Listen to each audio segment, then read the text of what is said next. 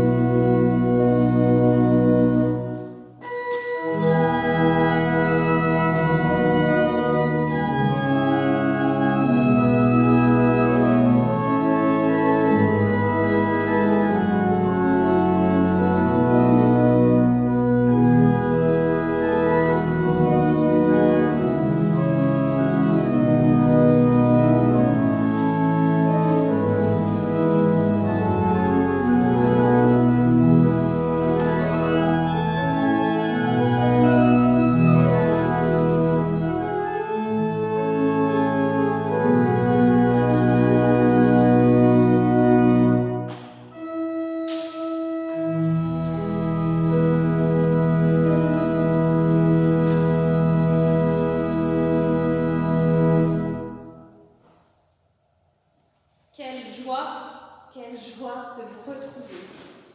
Redire cette joie, de nous retrouver ici, quand on a goûté à la séparation forcée pendant des semaines, ce ne sont pas juste des mots, c'est une émotion intense. Alors l'Éternel nous dit, je t'aime depuis toujours et pour toujours. C'est pourquoi je reste profondément attachée à toi. Oui, prenons ce culte pour un temps pour soi, pour un temps où on peut être juste soi-même, soi-même avec Dieu, soi-même avec les autres. Seigneur, toi qui es notre Père et notre Dieu, nous voici rassemblés pour répondre à ton invitation. Il y a parmi nous des Suisses, des étrangers, des croyants et des peu croyants, des fidèles et des occasionnels, et il y a tous ceux qui n'ont pas pu nous rejoindre, mais qui sont dans nos cœurs. Mais tous, nous sommes des mendiants qui cherchons le pain. Nous sommes tes enfants qui tendons les mains vers toi. Nous sommes des pèlerins en quête de chemin. Souffle ton esprit, Seigneur, pour que nous entendions et accueillions ta parole. Esprit de confiance et de reconnaissance, esprit de joie et de foi, esprit d'échange et de louange. Amen. J'aimerais qu'on prenne un petit moment pour réfléchir à qui est Dieu pour nous. Avec quoi nous avons du mal à vivre notre foi. Et au contraire, qu'est-ce qui est facile? Alors merci à Christina de nous accompagner pour ce moment de réflexion. Juste 3 mots qui disent notre lien avec Dieu, ce qu'on a envie de partager avec lui, ce qui est facile, ce qui est compliqué. 2, 3 mots. Merci Christina.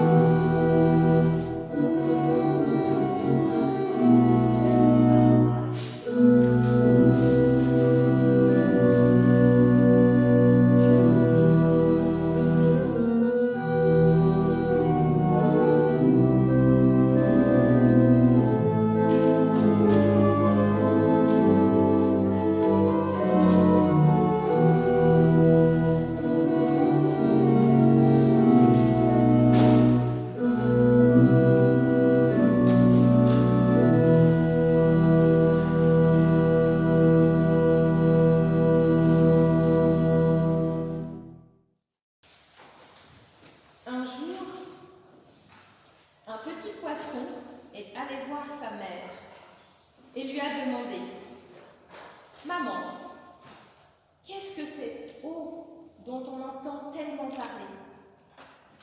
En riant, sa mère lui a répondu, mais comme tu es sot, l'eau, elle est tout autour de toi, elle est en toi et elle te donne la vie.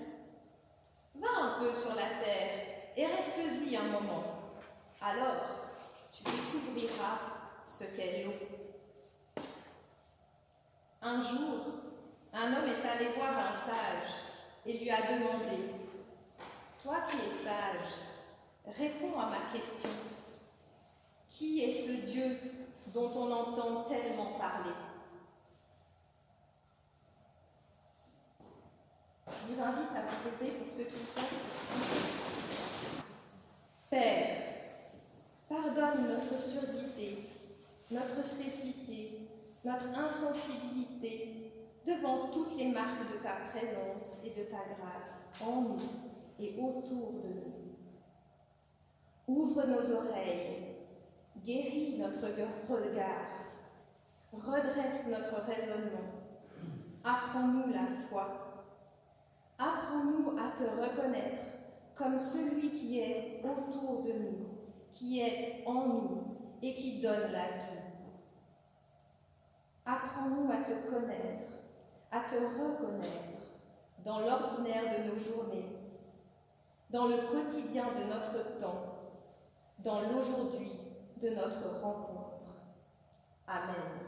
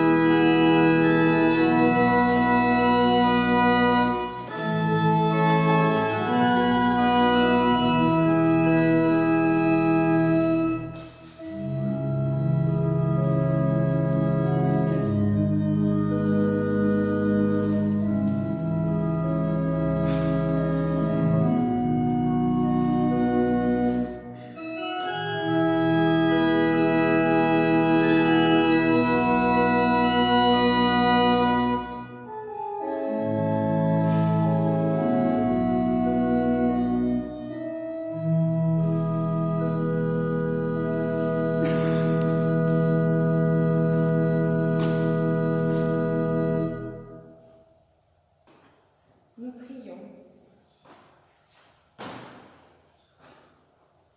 Dieu, Père, je crois en toi.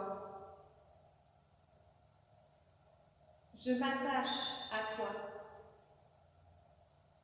qui me crée et me fait naître sans cesse, qui dépose l'amour en moi sans condition, sans te lasser.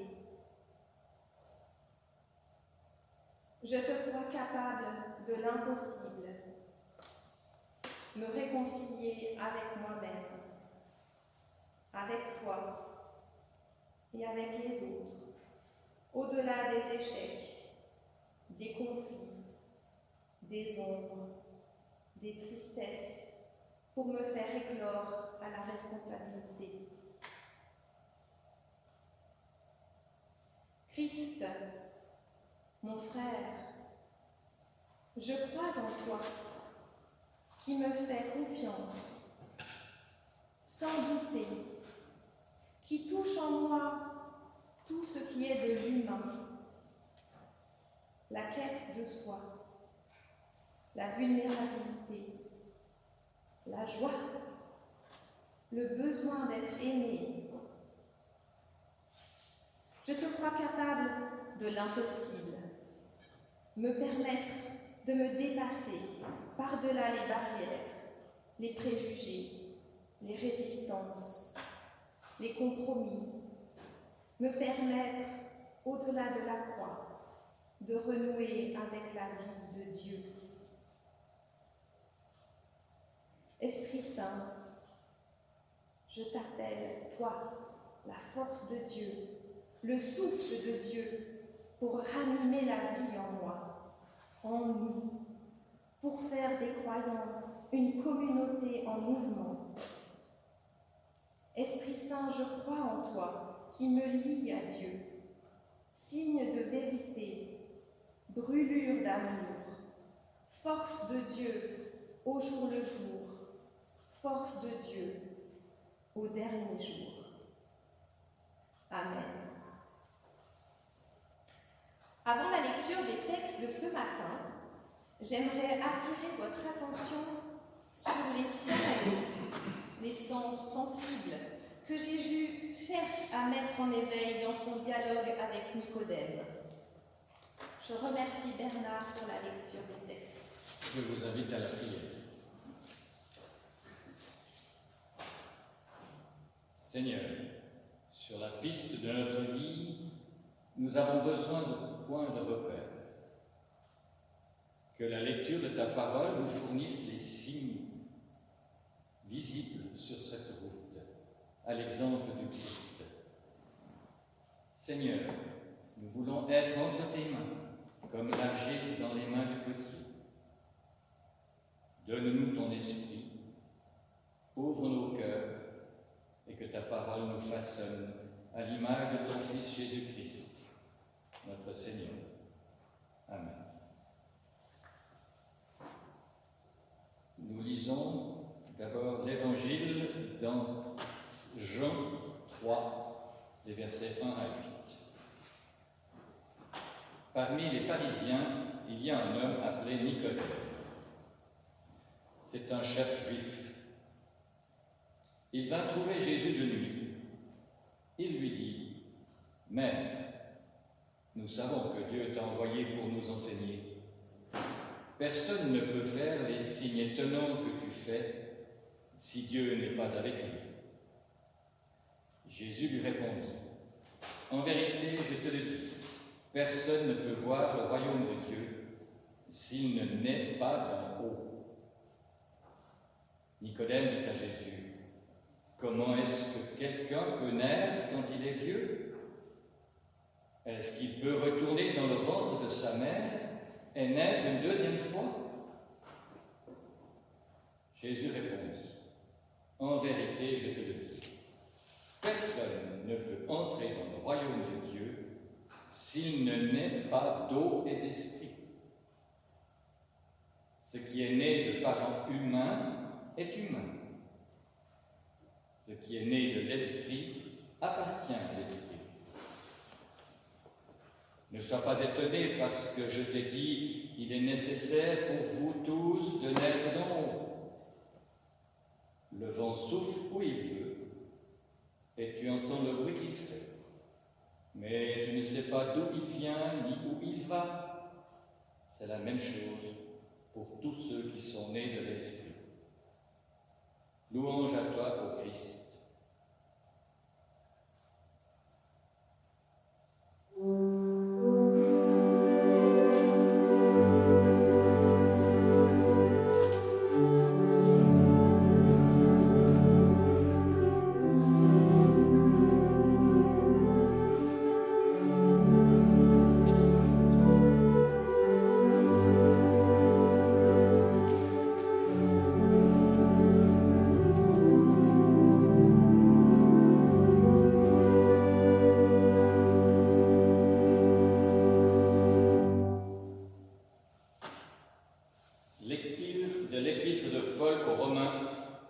Chapitre 11, les versets 33 à 36.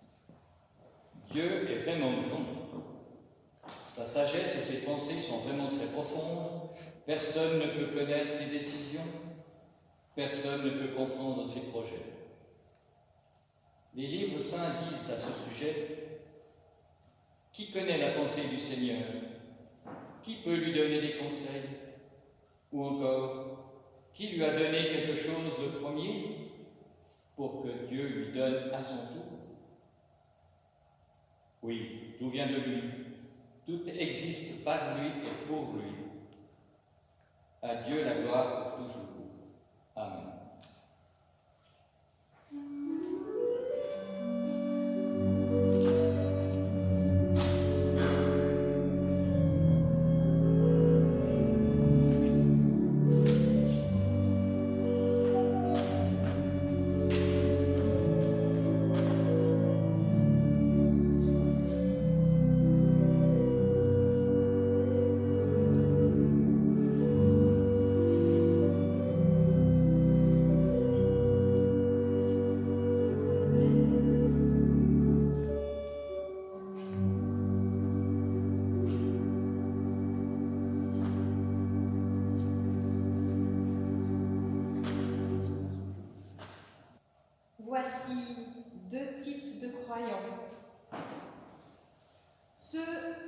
n'ont aucun doute en Dieu.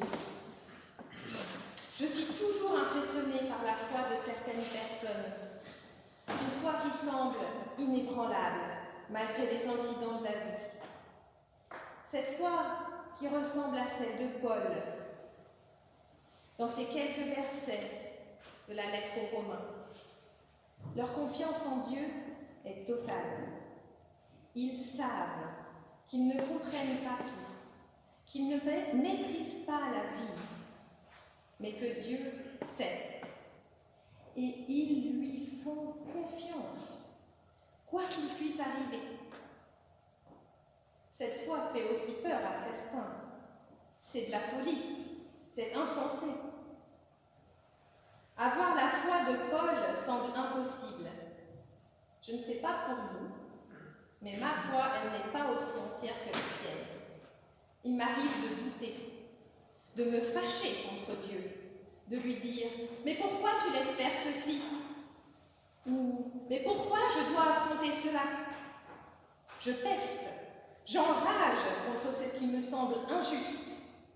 Dans ma tête, j'ai beau savoir, j'ai beau affirmer que je ne crois pas en un Dieu qui envoie les catastrophes et que, donc, je ne crois pas non plus en un Dieu qui peut m'éviter de souffrir. Mais lorsque je suis au cœur de la tempête, ce n'est plus ma raison qui parle, ce sont mes tripes. Et elles peuvent hurler, elles peuvent vouloir cogner du poing. À l'opposé, il y a ceux qui ont une foi crédule. En entendant l'histoire de la rencontre entre Jésus et Nicodème, il est possible de se mettre à rire, ou au moins de s'étonner de ce dialogue. Nous nous moquons de Nicodème, qui comprend Jésus tout de travers. Ce Nicodème qui affirme avoir tout compris et qui pose une question idiote. Mais bien entendu qu'un être humain ne peut pas rentrer dans le ventre de sa mère et que Jésus parle d'autre chose. C'est une image. D'ailleurs, j'ouvre une parenthèse. Il y a un débat d'experts autour de la traduction. On résumera ainsi. Est-ce que Jésus dit « naître d'en haut » ou « naître à nouveau » parce que le grec peut vouloir dire et l'un et l'autre.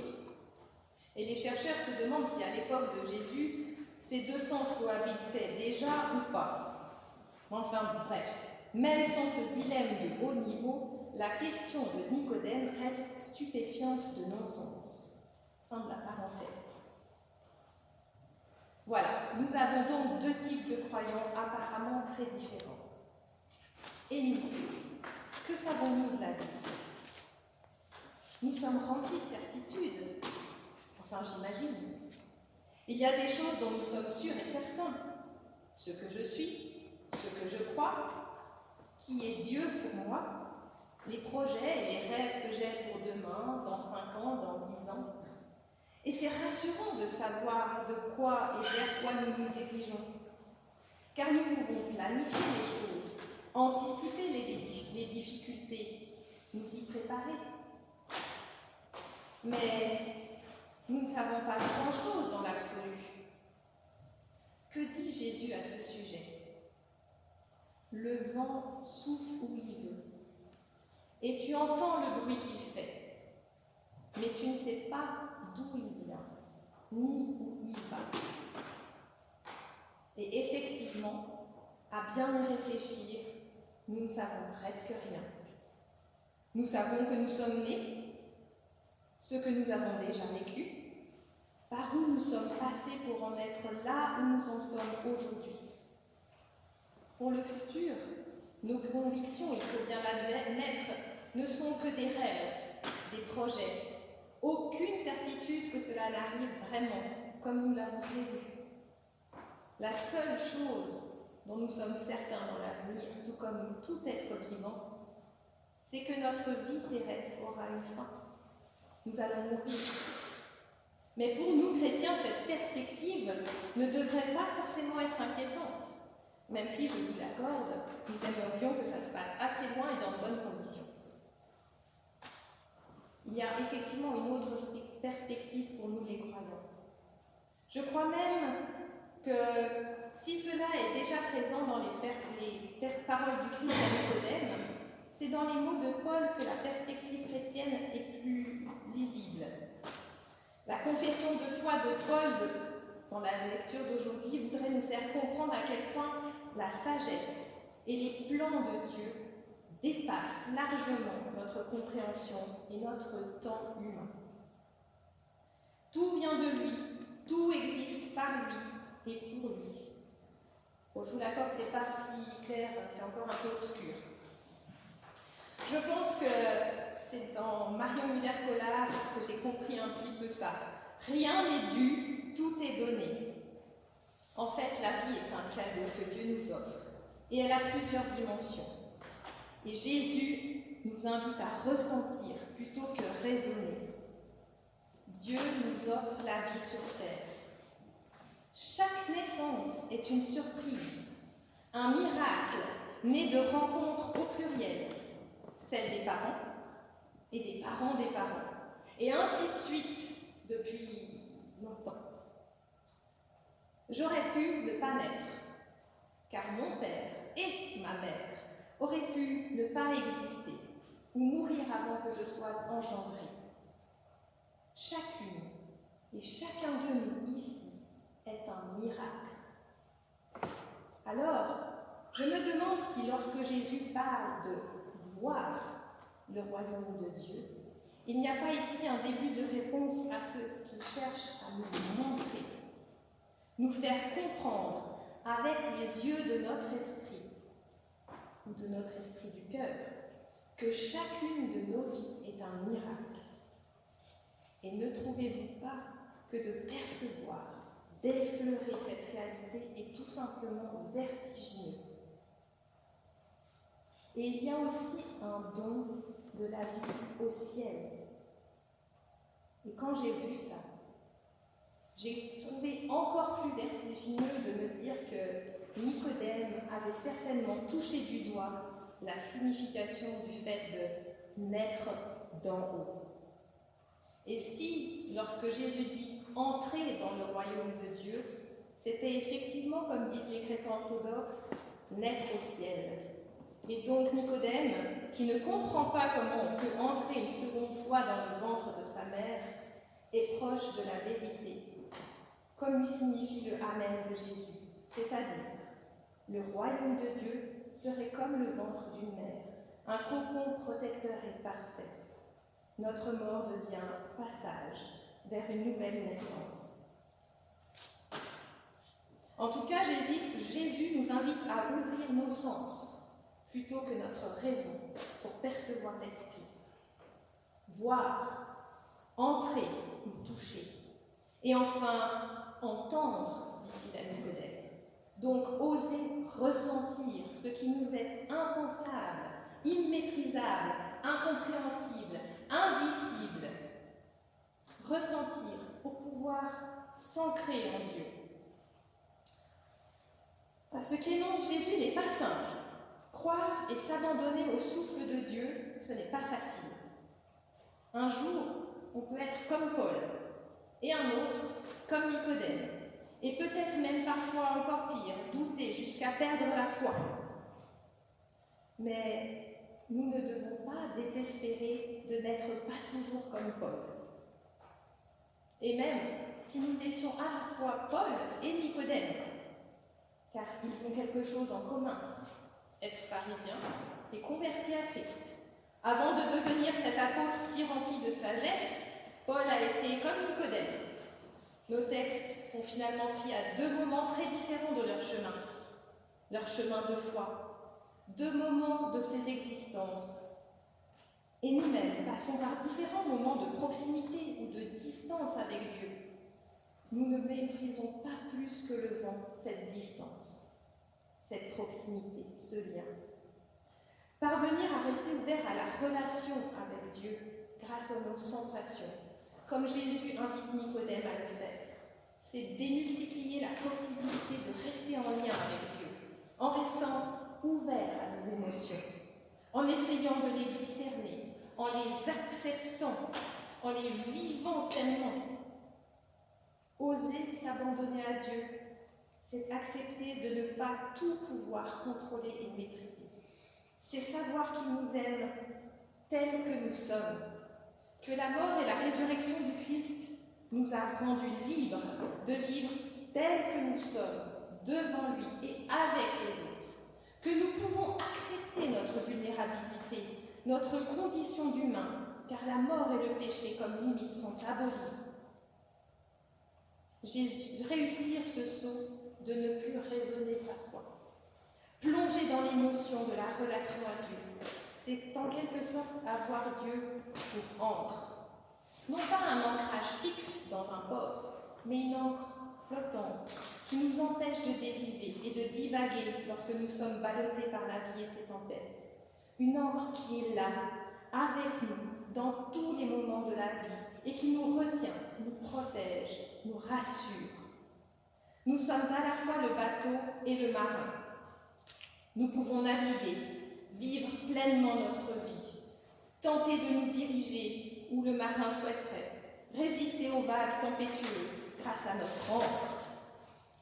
Si le vent souffle, cela peut être dans le même sens que nous, et c'est facile. Mais ça peut aussi être un vent contraire. Alors nous pouvons peut-être corriger selon ce que le vent qui souffle nous indique. Mais nous pouvons aussi choisir de garder le cap qu'on choisit. Malgré tout, Dieu nous laisse libres.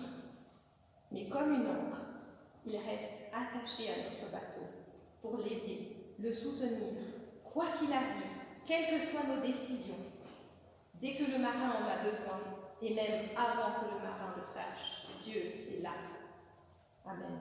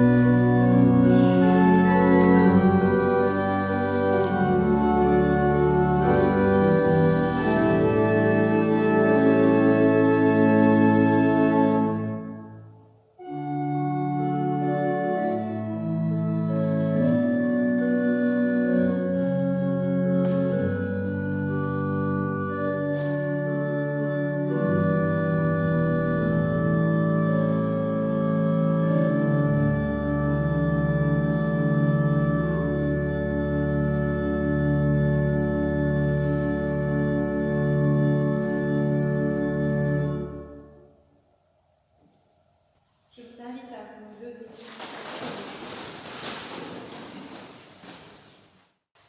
Seigneur, nous sommes pleins de convictions et de croyances. Nous pensons tout maîtriser et connaître d'avance. Mais nous ne voyons pas avec les yeux de ton esprit. Jésus, notre frère, aide-nous à nous ouvrir nos sens et nos émotions à ta présence. Montre-nous que notre vulnérabilité est une richesse. Accompagne notre chemin vers une foi née d'en haut. Esprit Saint, laisse-nous entendre ta voix. Souffle sur nos vies et guide-nous au travers des vagues. Permets-nous que nous arrivions sereinement à bon port. Amen. Voici quelques annonces. Dimanche prochain, le culte sera ici à Suivant à 10h avec le retour de Laurent Bader. Nous continuons d'adapter les vidéos, la paroisse vous rend visite. Donc nous passons à un rythme un petit peu moins soutenu. Il y aura une visite par semaine. Et du coup, je vous invite à continuer de passer plus loin ces vidéos si elles vous plaisent et de rester inscrits sur le groupe WhatsApp pour ceux qui le sont, ou sur la page Facebook, puisque nous aurons parfois aussi des nouvelles importantes, par exemple quand on pourra reprendre le tournus pour les cultes ailleurs qu'à celui-là, pour tourner dans les villages. L'offrande se fera à la sortie pour respecter les normes de respect, ou dans les corbeilles ou par tweet. Par l'offrande, nous exprimons notre soutien à l'Église pour qu'elle soit toujours un lien vivant de rencontre les uns avec les autres et avec Dieu, pour témoigner de l'amour de Dieu auprès de tous. Et je vais vous demander de vous lever.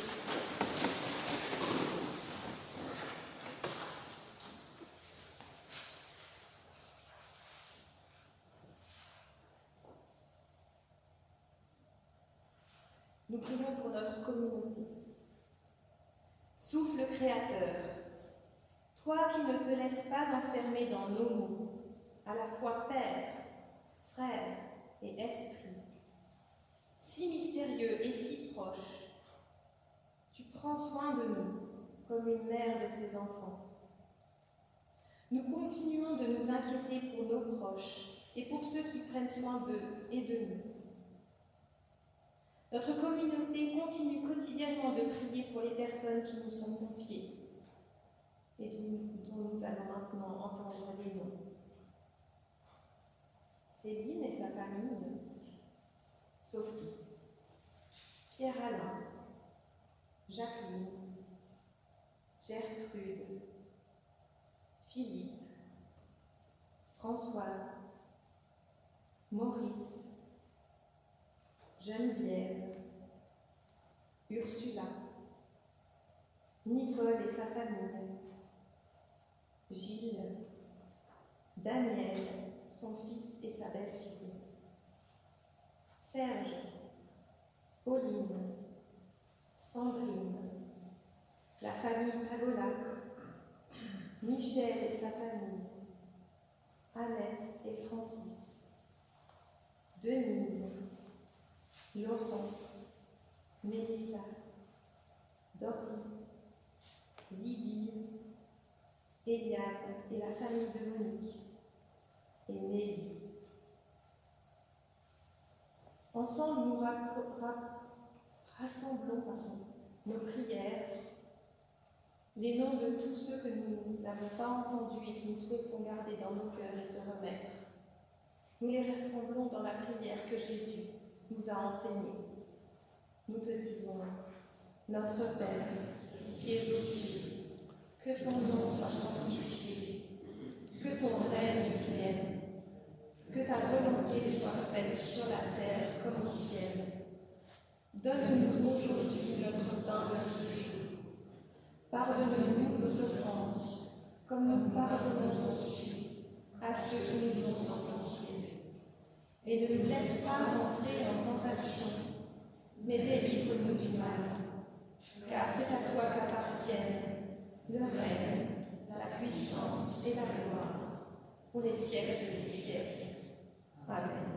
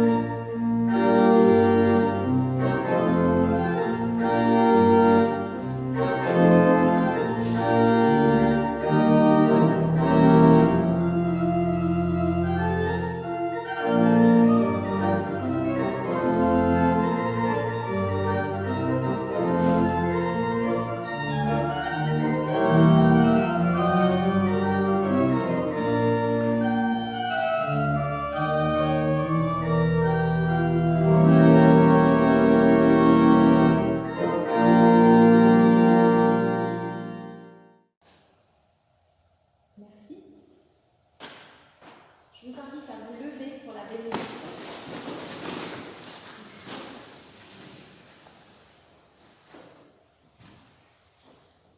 Dieu seul est lumière, mais nous pouvons la faire briller aux yeux de tous. Dieu seul est vie, mais nous pouvons rendre aux autres le désir de vivre. Dieu seul peut faire ce qui paraît impossible, mais nous pouvons faire le possible. Dieu seul se suffit à lui-même, mais il préfère compter sur nous. Que la bénédiction de Dieu, lumière extérieure et intérieure, soit sur vous. Que la lumière du soleil brille sur vous et vous réchauffe d'un feu d'or. Que la lumière de la lune vous caresse et calme votre esprit dans un sommeil rêveur. Que la lumière des étoiles vous sourie, élevant votre cœur vers les pensées du Très-Haut. Que la lumière de votre âme vous parle doucement et guide vos pas sur les chemins de l'amour. Que la bénédiction de Dieu, lumière extérieure et intérieure, soit sur vous toutes et tous, pour tous les jours à venir. Amen.